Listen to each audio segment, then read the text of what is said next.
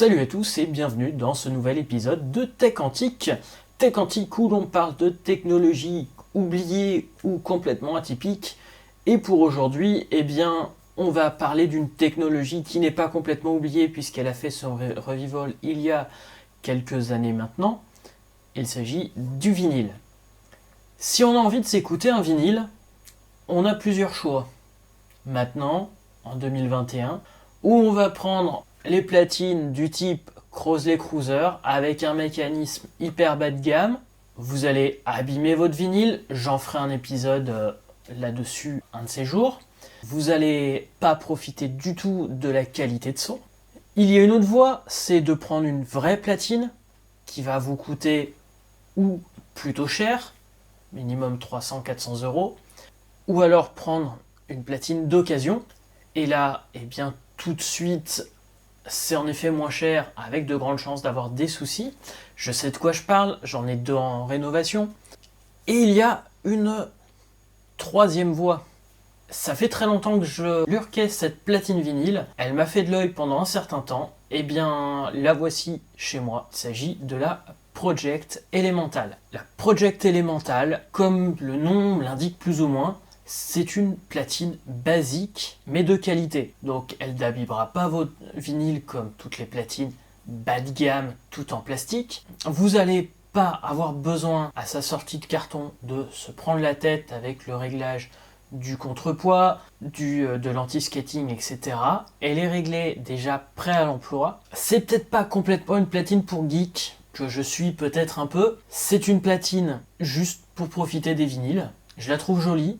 Elle est simple à utiliser, même s'il n'y a aucun raffinement dessus. Tout est manuel, comme la Essential que je vous ai présentée il y a déjà quelques temps. La version de base coûtait 149 €. Je dis coûtait au passé, puisqu'elle semble introuvable partout.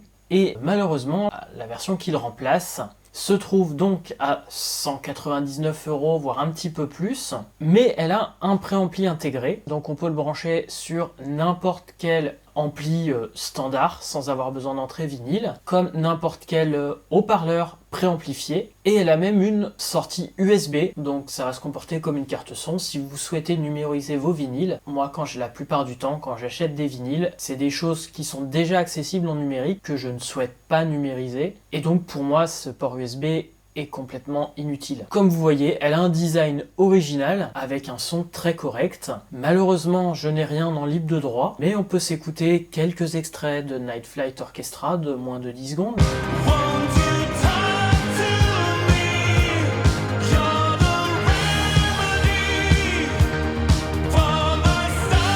Ainsi que le premier disque de Saturday Night Trilogy, Escape, de mon confrère youtubeur un peu plus à succès que moi, Mr Sam. Il fait des vidéos d'ailleurs très intéressantes, pas vraiment axées musique, mais si vous êtes intéressé par l'univers sceptique, c'est vraiment une chaîne à aller voir. Et il a composé plusieurs musiques, dont ce qui est en train de passer en ce moment.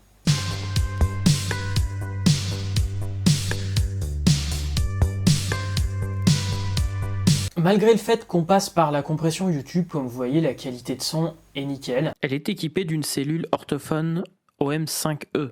C'est la cellule qui va transformer les vibrations de l'aiguille sur le vinyle en champ électrique, donc qu'on va amplifier ensuite pour devenir audible et sortir sur les haut-parleurs. Je l'expliquerai sur une vidéo à venir. C'est une cellule qui est basique, mais qui est plutôt réputée, donc avec un son correct, en sachant que la platine est réglée pour cette cellule-là, donc il n'y a pas d'autre réglage à faire, mais il faut la remplacer par une cellule avec les mêmes caractéristiques, puisqu'on ne peut pas régler par exemple les caractéristiques de l'anti-skating sur cette platine-là. Comme vous voyez, la qualité de construction est superbe, c'est du bois et du métal, et malgré sa forme atypique, elle a bien peu de plastique. Comme je vous l'ai montré dans l'essentiel sur la vidéo que je vous ai présentée l'année dernière, c'est une platine complètement manuelle, c'est-à-dire que c'est à nous à mettre l'aiguille au début du disque, le retirer une fois que le disque est terminé,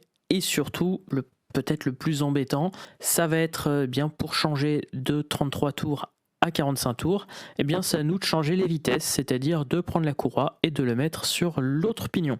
Au final, eh bien pour pas beaucoup plus cher qu'une platine toute plastique qui va abîmer vos vinyles et pas faire plaisir à vos oreilles, eh bien vous avez une vraie platine vinyle, même s'il faut rajouter des haut-parleurs avec cette version-là, la version USB avec le préampli intégré.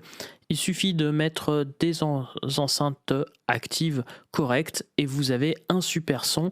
Vous avez un très très bon kit pour écouter vos vinyles et avoir un son de très bonne qualité. Pour moi, quand on veut pas se prendre la tête, qu'on veut une petite platine pas très chère, de qualité, qu'on n'a pas envie de se prendre la tête avec les réglages, avec la rénovation et tout ça, eh bien cette platine, c'est une platine de choix pour écouter ces vinyles tranquillement et en profiter au maximum. Donc voilà, j'espère que cet épisode vous aura plu. Ma platine est revenue à sa place pour l'instant ici au-dessus de la platine. Je vais lui trouver une autre place très bientôt. Ne vous inquiétez pas puisque on fera un épisode sur cette technique CSL 1500. J'ai toutes les pièces, j'ai plus qu'à trouver le temps de finir de la rénover. Et je vous donne rendez-vous très bientôt pour un nouvel épisode de technologie antique ou atypique, sûrement en photographie pour le prochain épisode. Donc je vous dis à très bientôt.